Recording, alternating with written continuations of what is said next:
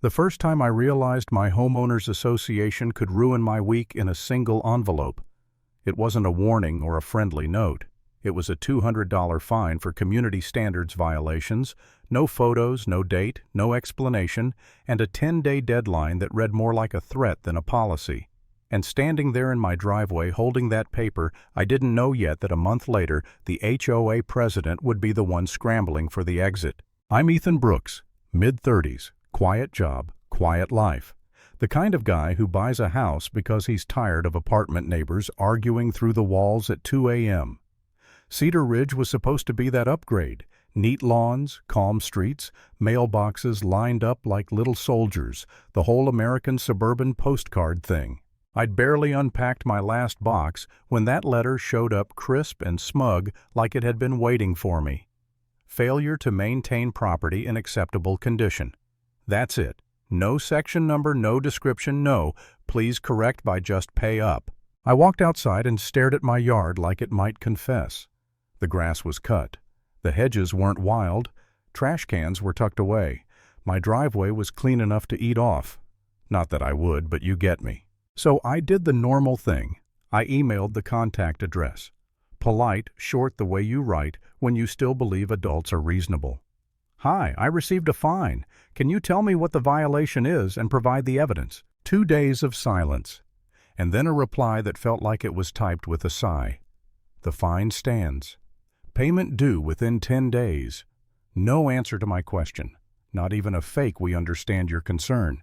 That's when it stopped feeling like a misunderstanding and started feeling like a shakedown in a cardigan. I knocked on my neighbor Mark Reynolds' door because Mark had the vibe of a guy who'd survived 3 different boards and still had his soul intact.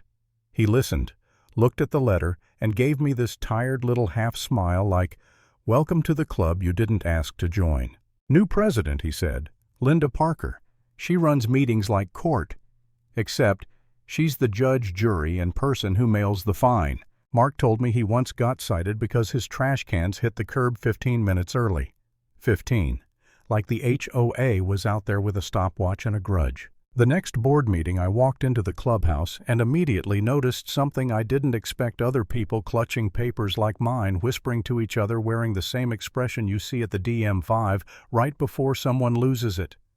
The room smelled like burnt coffee and resentment. Linda Parker sat up front at a folding table, hair-perfect lips pressed tight, eyes scanning the room like she was counting sinners. When it was open comments, I stood up and kept my voice calm. "I'm Ethan Brooks at 214 Cedar Ridge Drive. I received a $200 fine. Can you tell me what the violation is and what rule it's under?" Linda didn't blink. "Your driveway has an oil stain." I actually laughed, one short sound that escaped before I could catch it. "My car is electric," I said. "It doesn't leak oil." And she hit me with the most Karen sentence I've ever heard in real life, delivered like a gavel. "We received a complaint. Complaints are private. The fine is valid." I waited, thinking she'd add, "I don't know literally anything resembling proof." So I asked, "Do you have a photo?" "No photo is required," she said, already looking past me. Next. That was the moment the heat climbed up my neck, not because I'm proud, but because something about being dismissed in front of a room full of strangers does something primitive to you. I walked out of that clubhouse feeling small and weirdly embarrassed, like I'd been told to sit down in my own life. That night I didn't rant on Facebook. I didn't slam doors. I did the thing that makes petty people nervous. I went quiet and got organized. I requested the HOA rules, all of them. And when the PDF landed in my inbox, it was 60-something pages of shall must and at the board's discretion. I printed the whole thing. It felt ridiculous, which is exactly why I did it. Then I bought a cheap spiral notebook and started logging everything like I was building a case file. Lawn cut date, trash out time, photos with timestamps, email screenshots. If Cedar Ridge wanted paperwork, I was about to give them paperwork so thick it could stop a small bullet. The rules said trash cans couldn't be at the curb before sunrise, so I looked up the official sunrise time, set an alarm, and rolled them out exactly when the sky qualified. Not early, not late, perfectly compliant, and deeply annoying to anyone who enjoyed power trips. The rules said grass couldn't be taller than 3 inches. I bought a measuring tape. I'm not proud of that, but I did it. I stood there like a man measuring his own dignity, Trimming my lawn to the exact maximum allowed not to impress them, just to remove their excuses. A week went by, then two, and my oil stain never magically appeared. But the notices didn't stop. They just shifted. One said my front facade lacked uniform presentation. Another said my outdoor items were visible. Outdoor items. My crime was owning a doormat. And Linda somehow always sounded offended that I existed. I started noticing patterns. Board members' guests parked across sidewalks. Their own trash cans sat out overnight. Their landscaping was a mess compared to mine. So I did what any calm, rational adult would do. I took photos. Quietly. From public space. With timestamps. Then I put up a small sign in my flower bed. Nothing crazy, nothing vulgar. Just a neat little placard. All HOA rules followed, documentation available. I didn't realize I'd basically lit a match. 4 days later, another letter. This one claimed my sign created a hostile environment. Hostile. My little sign was apparently a threat to civilization. I emailed back with the exact rule section about temporary yard signs highlighted attached, and asked them to cite the policy I violated.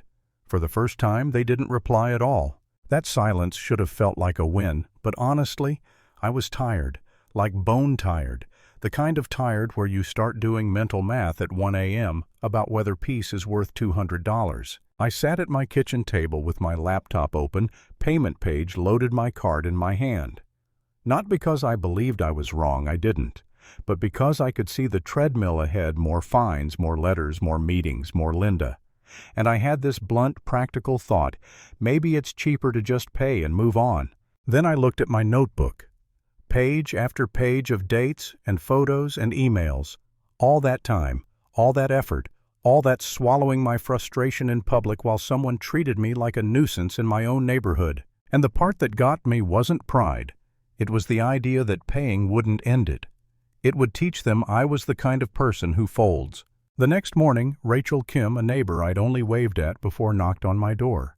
She held up a copy of the hostile environment notice like it was a dead insect on a napkin. "I got one too," she said. Different reason. Same tone. Then she nodded at my sign and lowered her voice. "I work with legal filings. Not a lawyer, but this is sloppy. They're skipping steps." Rachel didn't hype me up with movie speeches. She just pointed at the facts. The HOA can enforce rules, sure, but they still have to follow their own process. Notice evidence, an actual chance to correct, and a fair hearing. Not just complaint, therefore pay. So we did the most dangerous thing you can do to a bully in a controlled environment. We started comparing notes. Rachel made a simple shared folder for residents. Nothing dramatic, just uploads, letters, dates, what they were accused of, what they asked for, what the HOA ignored. Within days, it wasn't just me and Rachel, it was a dozen households, then 24. People weren't screaming, they were organizing. And Linda had no defense against a community quietly collecting receipts. The next board meeting, the clubhouse was packed. Not angry mob packed, more like courtroom packed. People showed up with folders with printouts with calm faces that said, "We're done being brushed off." Linda took her seat like she expected the usual handful of complainers. Her smile didn't last long. When open comments started, I walked up with my folder and set it down on the table, not aggressively, just solidly so the sound carried. Thud. The room got quiet. "Linda," I said, keeping it steady. "I'm asking again. Show me the photo of the oil stain." She inhaled like I'd insulted her family. It was reported. "Show me the evidence," I repeated, "or withdraw the fine. Those are the options." She glanced sideways at the property manager from Maplestone like she expected backup. He looked down at his laptop, suddenly fascinated by the keyboard. Linda tried to pivot. "We don't have to disclose complaints. I'm not asking who," I said. "I'm asking what. What stain? What date? What proof?" And then Rachel stood up, calm, respectful, zero drama, and read a short section from the HOA's own rules about enforcement procedure. Not a lecture, just the words as written. Linda's face changed. That was the first crack. Mark spoke next. Then a woman 2 rows back. Then a guy I'd never seen before. Each one had a letter, a timeline, and a simple request: evidence, due process, consistency. Linda tried to use the gavel. Next. But the room didn't let her rush it anymore. Not with shouting, with procedure. People raised hands, referenced agenda time, asked for votes to extend public comment. The kind of boring civic stuff that becomes terrifying when it's used correctly. Finally, Linda's voice tightened. "Fine," she snapped. "The $200 citation for Mr. Brooks will be withdrawn." I didn't smile. I didn't nod. I just said in writing. She stared at me like she wanted to turn me into a parking violation. Then she said through clenched teeth, "In writing." And that's when the dominoes started falling. Because once you admit one fine was baseless, people start looking at the rest. The property manager started reading numbers off his screen, quietly confirming withdrawals and corrections, trying to keep up while the board members shifted in their seats like they'd suddenly remembered they had other plans. Linda tried to regain control, but control doesn't work when your authority was built on people not checking you. The meeting ended with a motion, not dramatic, not cinematic, a motion to require documented evidence for future violations, written warnings when applicable, and a formal appeal process that couldn't be shrugged off with complaint, therefore pay. Linda didn't lose her temper. She did something colder. She went stiff, said noted, and ended the meeting fast, like slamming a lid on a boiling pot. A week later, a community email went out confirming the new enforcement guidelines. 2 weeks after that, another email hit everyone's inbox. Linda Parker was resigning as president, effective immediately. No fireworks, no celebration, just the quiet sound of a system snapping back into place. Lesson: power hates paper trails.